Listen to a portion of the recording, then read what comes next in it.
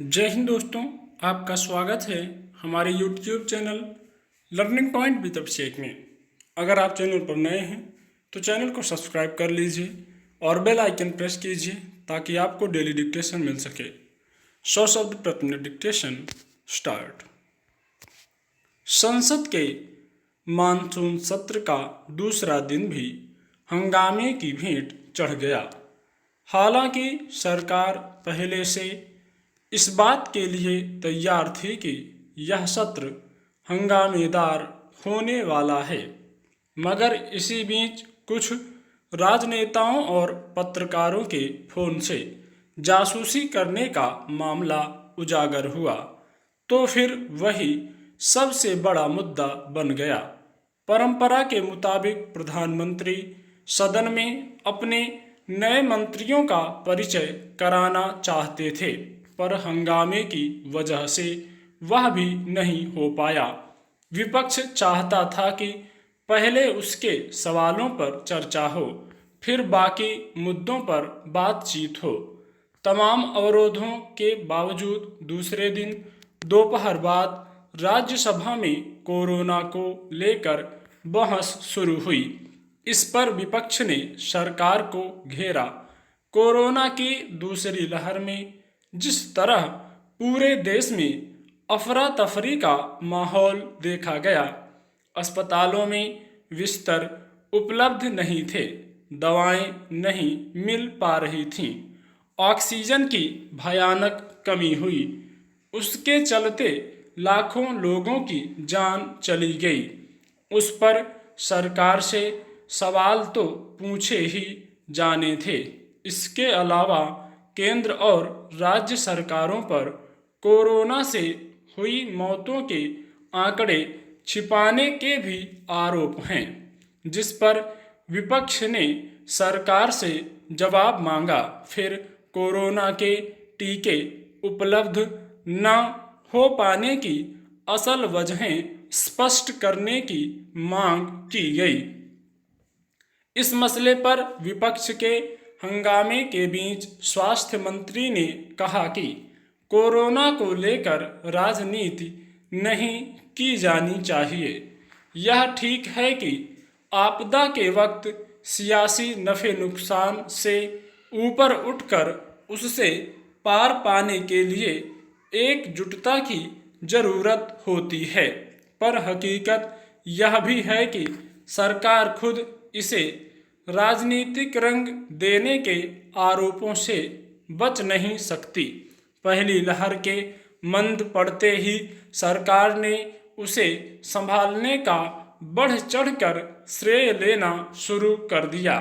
फिर जब टीके लगाने की बात आई तब भी सरकार ने उसका राजनीतिक लाभ लेने का प्रयास किया।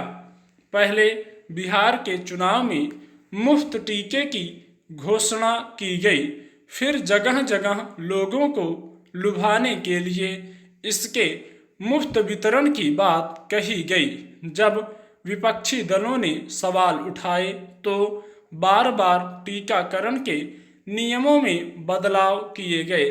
फिर अंततः सभी को मुफ्त टीके लगाने की घोषणा की गई। फिर उसका भी श्रेय लेते हुए देश भर में होर्डिंग लगाए गए। पहली लहर के थमते और टीकाकरण अभियान शुरू होते ही जैसे मान लिया गया कि अब कोरोना का कोई खतरा नहीं है। उसी का नतीजा था कि दूसरी लहर में लाखों लोगों को अपनी जान गंवानी पड़ी। इस शिथिलता की जवाबदेही आखिरकार सरकार पर ही तो है। कोरोना के टीकाकरण अभियान में अब तक अपेक्षित गति नहीं आ पाई है। इसके चलते बहुत सारे टीका केंद्र बंद हैं और लोगों को परेशानियों का सामना करना पड़ता है। गैर भाजपा शासित प्रदेशों की सरकारें अक्सर केंद्र पर टीके उपलब्ध कराने के मामले में भेदभाव का आरोप लगाती हैं। यह तब है जब केंद्र ने बाहर से टीके मंगाने शुरू कर दिए हैं और अपने यहाँ टीका उत्पादन बढ़ाने पर जोर दिया गया है। टीके की पहली खुराक और दूसरी खुराक के बीच की अवधि बढ़ा दी गई है। आरोप है कि सरकार ने समय रहते टीकों की खरीद, उत्पादन और वितरण के मामले में व्यावहारिक रुख अख्तियार नहीं किया। इन आरोपों की सफाई में सरकार से सदन के सामने तथ्यात्मक जानकारियां उपलब्ध कराने की अपेक्षा स्वाभाविक है। वह यह कहकर इससे अपना पल्ला नहीं झाड़ सकती कि इस मुद्दे पर राजनीति नहीं होनी चाहिए। दिल्ली, गुड़गांव सहित राष्ट्रीय राजधानी क्षेत्र में सोमवार को हुई बारिश ने लोगों को राहत तो दी, पर कहीं ज़्यादा आफत भी खड़ी कर दी। ज़्यादातर इलाकों में पानी भर गया, सड़कें टूट गईं। एक ही दिन की बारिश में नाले उफन पड़े। इन सब का असर यह हुआ कि जगह जगह यातायात जाम हो गया। लोगों की सांसें फूलने लगीं। महानगर को नरक कर देने वाली घटनाओं ने सरकार और निगमों के दावों की पोल खोल कर रख दी। दिल्ली सरकार लगातार दावे करती आ रही है कि बारिश के हालात से निपटने के लिए उसने हर तरह से तैयारी कर ली है। नालों की साफ सफाई हो चुकी है, पानी निकासी की व्यवस्था दुरुस्त है, आदि आदि। पर देखने को कुछ और ही मिला। हालात बता रहे हैं कि अगर सरकार ने ये सब काम किए होते तो आज ये हाल नहीं होता। मानसून को दस्तक दिए अभी हफ्ता भर ही हुआ है।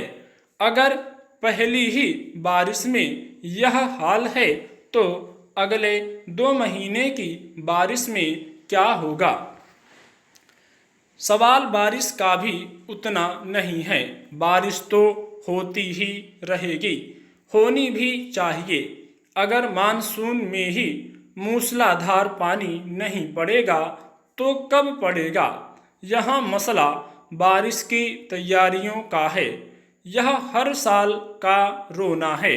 पहले खूब लंबे चौड़े दावे होते रहते हैं, लेकिन एक ही बारिश सारे दावों को धो डालती है। इसका मतलब तो यही है कि तैयारियां कागजों में होती हैं, जमीन पर नहीं। वरना कैसे 250 से ज़्यादा इलाके एक ही दिन की बारिश में जलमग्न हो जाते? कैसे सड़कें टूटने लगीं? दिल्ली के द्वारका इलाके में एक चलती कार सड़क में ही समा गई। जाहिर है सड़क नीचे से खोखली पड़ चुकी थी और कार का बोझ भी नहीं सह पाई। हालांकि कार सवार बच गया, पर ऐसा हादसा जान भी ले सकता था। सड़क टूटने के कारण हुए इस हादसे की जिम्मेदारी कौन लेगा? यह कह तो टाला जा नहीं सकता कि बारिश में ऐसे हादसे तो होते ही रहते हैं। अगर पहली ही बारिश ने ऐसा झटका दिया है तो इसके लिए बारिश नहीं, सरकार और नगर निगम जिम्मेदार हैं। साफ सफाई का काम नगर निगमों का है। दिल्ली सरकार का लोक निर्माण विभाग और बाढ़ नियंत्रण विभाग भी है। बरसाती नालों की सफाई से लेकर सड़कों के रखरखाव का काम इन्हीं विभागों के पास है। पर एक दिन की बारिश में उफने नाले और जगह जगह पानी भर जाना बता रहा है कि किसी ने अपनी जिम्मेदारी ठीक से नहीं निभाई। याद किया जाना चाहिए कि पिछले कुछ सालों में तो तमाम जगहों पर अंडरपास में पानी भरने से हादसे भी हुए हैं, लेकिन इनमें से पानी निकालने के लिए अब तक सरकार पर्याप्त पंपों का बंदोबस्त भी नहीं कर सकी। हालांकि दिल्ली के मुख्यमंत्री ने पानी निकासी के लिए विश्वस्तरीय प्रणाली तैयार करने का वादा किया है। स्टॉप।